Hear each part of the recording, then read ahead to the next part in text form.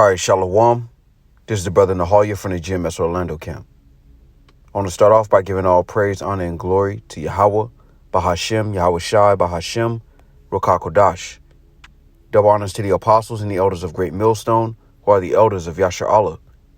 And a sincere salutation to all you Akim, who are preaching this word and believing this word, and to the Akwath who are believing this word in all truth and in sincerity. Yahweh is the name of the one they ignorantly call God. Yahweh Shai is the name of the one they ignorantly call Jesus. Bahashem is in the name. Rakah is spirit. Kodash is holy. Akyam is brothers. Akwath is sisters. Shalom means peace. And Yasher Allah is Israel in the ancient Paleo-Hebrew.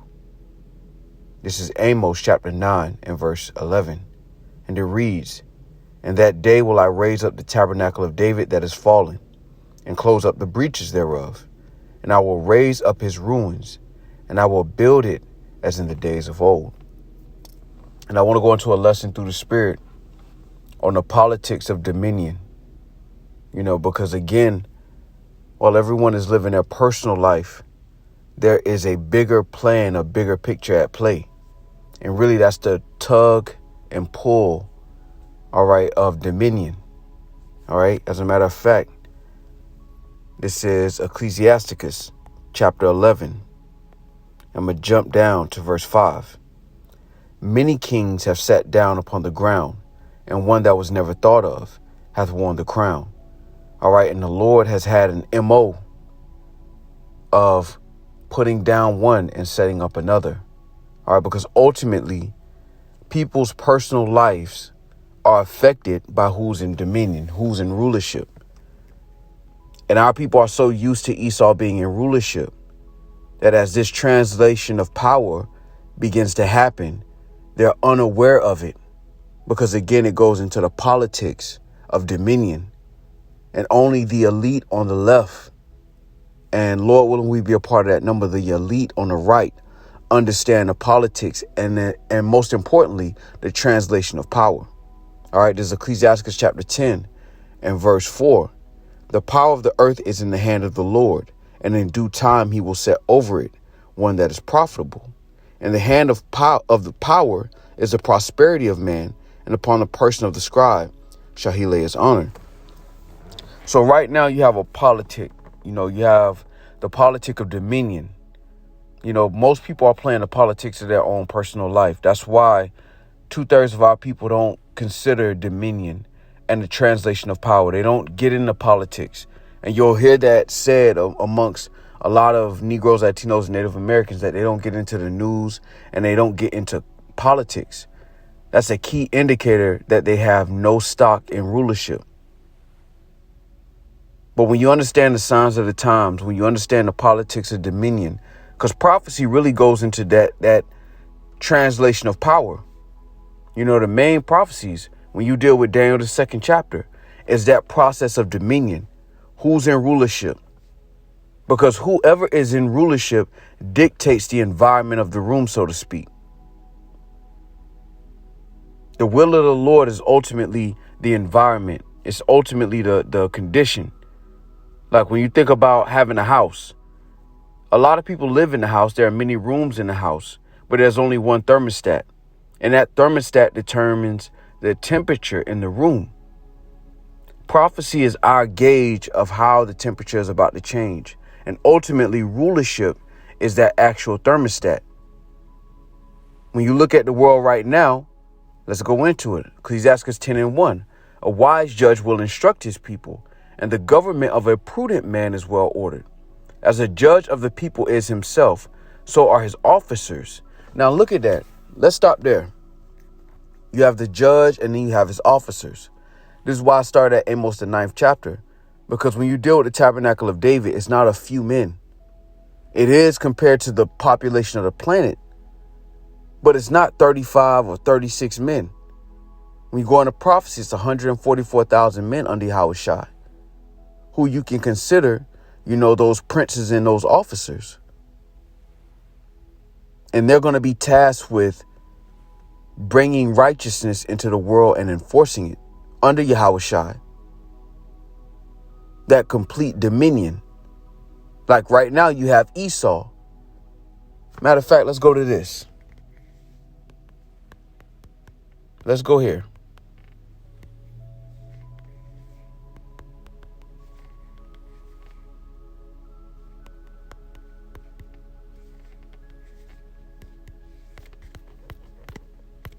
All right, so there's Revelation.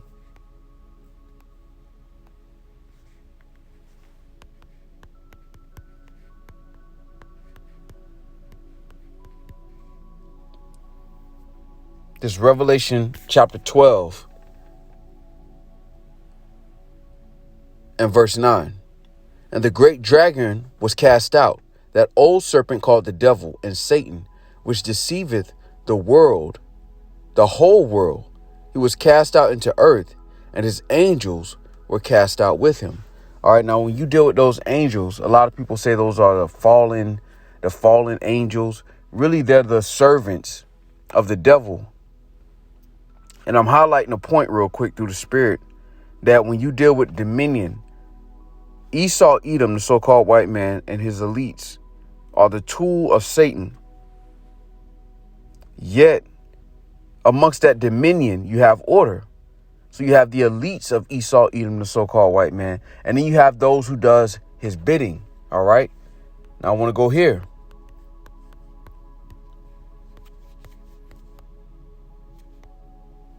This is Revelation chapter 12 and verse 7.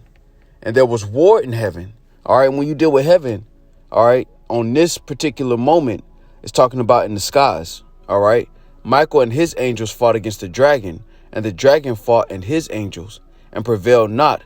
Neither was their place found any more in heaven. So there's a very spiritual connotation to that, because heaven can be referred to as the skies, and there will be a war fought in the skies.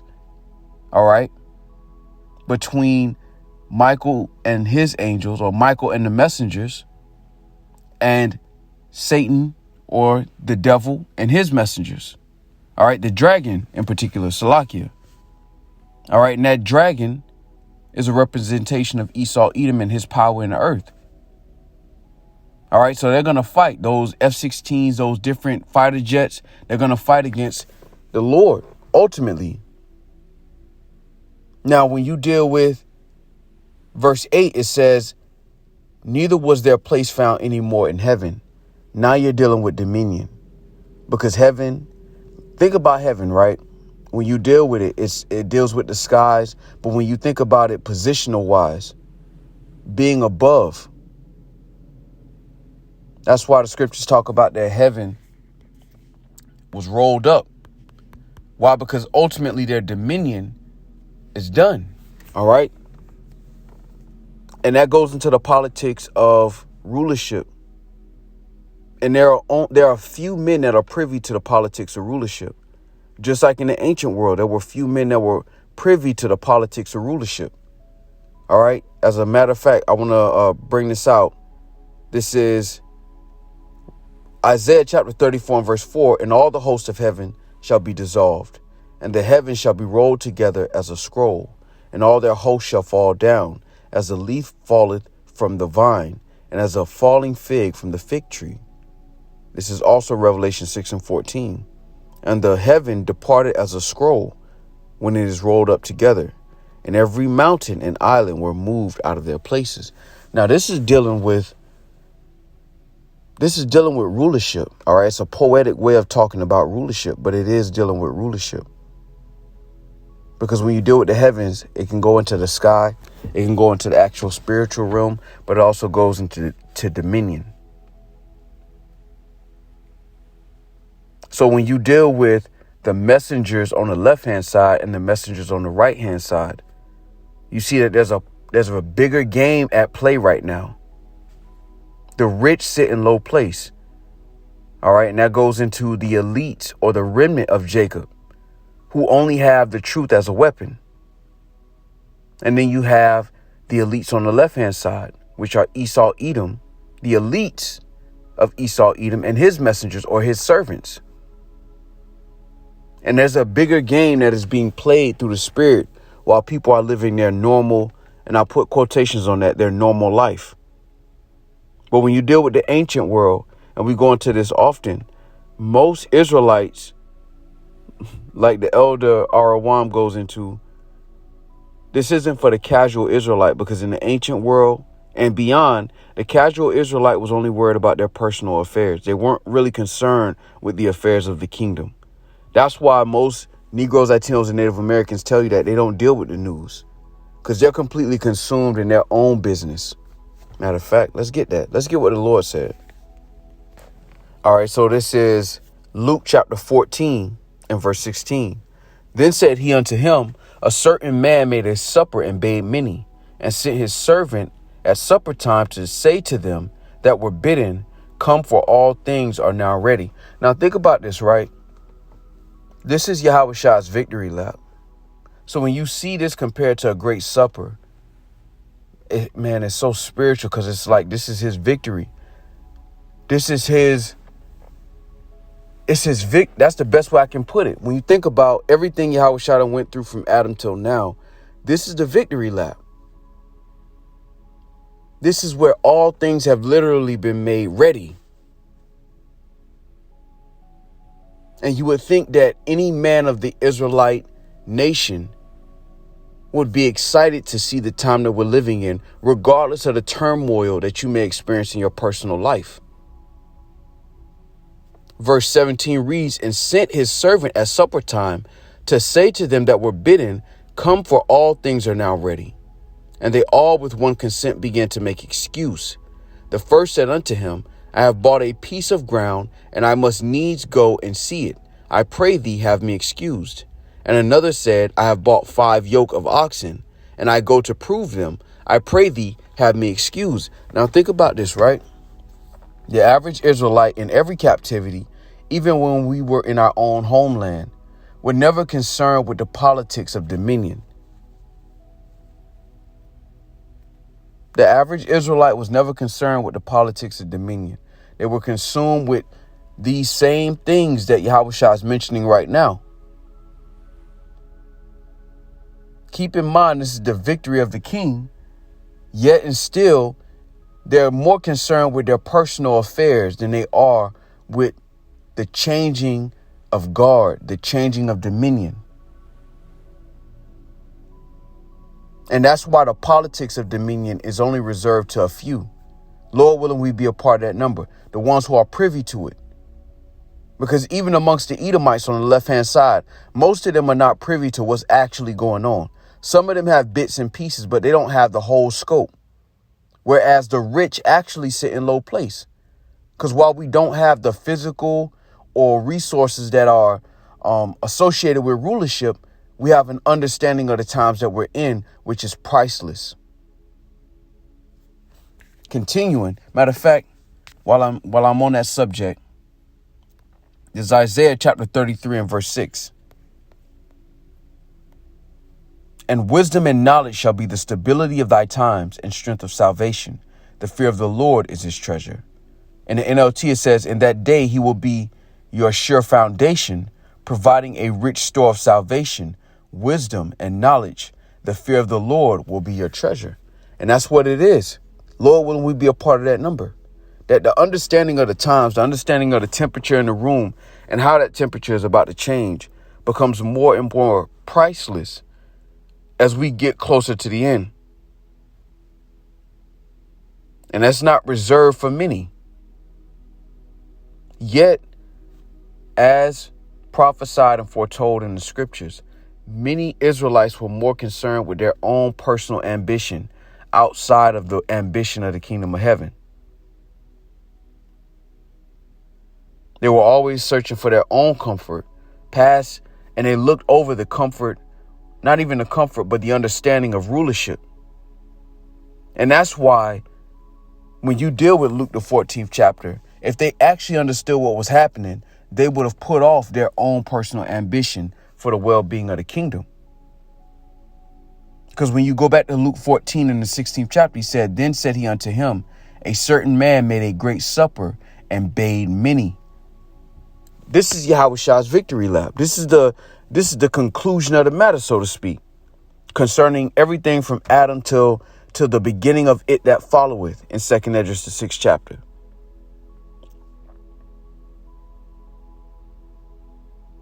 And when you compare their excuses to what was at stake, it doesn't compare. This is why Paul called it a light affliction. All right, I want to continue here. Verse 19, and another said, I have bought 5 yoke of oxen. Luke 14:19. And another said, I have bought 5 yoke of oxen, and I go to prove them. I pray thee have me excused. 20, and another said, I have married a wife, and therefore I cannot come. Verse 21, so that servant came and showed his Lord these things. Then the master of the house, being angry, said to his servant, go out quickly into the streets and lanes of the city, and bring in hither the poor and the maimed and the halt and the blind. And the servant said, Lord, it is done as thou hast commanded, and yet there is room.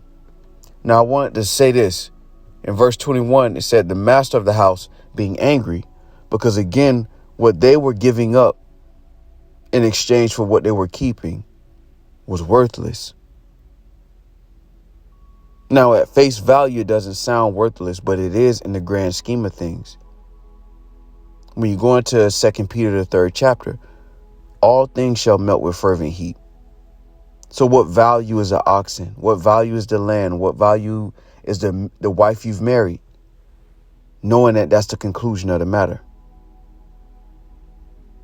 Yet there are a remnant of the nation of Israel, according to the mercy of the Lord, who would understand the value of what's being proposed. And those men would hazard their life for the greater good. Lord willing, we be a part of that number. And that's really the politics of dominion. When you deal with dominion, it involves men who see a bigger picture. It involves men who see more value in the bigger picture than their personal lives. There's Proverbs chapter 29 and verse 18, where there is no vision, the people perish, but he that keepeth the law, happy is he. There's a difference. And that goes into the politics of dominion. When you look at the ancient world, even when you deal with dark ages, even when you deal with the world wars, those men who willingly died, they died knowing that they were dying or believed that they were dying for something greater. Could they have stayed home? Of course they could have. But did they understand that there was a greater purpose? Of course, or they would not have laid their lives down. Now they have a vision on a smaller level. How much more so the descendants of Abraham, Isaac, and Jacob, who truly understand the magnitude of this moment, that there's a greater good at store. There's a greater purpose at store, and it moves beyond your own personal ambition. Because most of our people are building and making permanent decisions in a room or a rulership that's temporary. That's like you wearing blankets, right? Because the AC is on 64 or 62, not anticipating that it's about to change to 75 and 80. You're not prepared for the change. Now, the mercy of the Lord allows that the prophets have been in the realm of reality to warn our people that the temperature is about to change. Yet and still, most of our people are going to be caught off guard and unawares. Because again, when you deal with the politics of dominion, that is the temperature in the room. Prophecy is the forecast, because to prophesy is to say before. But that changing of the guard is the temperature in the room changing. Most of our people are betting their life that the temperature of the earth or the rulership of the earth is going to remain the same, not perceiving that there's a change in the guard happening right now. All right, this is Ecclesiastes chapter 10 and verse 8. Because of unrighteous dealings, injuries, and riches got by deceit, the kingdom is translated from one people to another. And that's what we're witnessing, the translation of the kingdom from one people to another. All right, so Lord willing, this was edifying. With that, I want to give all praise, honor, and glory to Yahweh, Bahashem, Yahweh Shai, Bahashem, Rokakodash. Double honors to the apostles and the elders of Great Millstone, who are the elders of Yasher Allah. and a sincere salutation to all you Akim, who are preaching this word and believing this word, and to the Akwath who are believing this word in all truth and in sincerity. Shalom.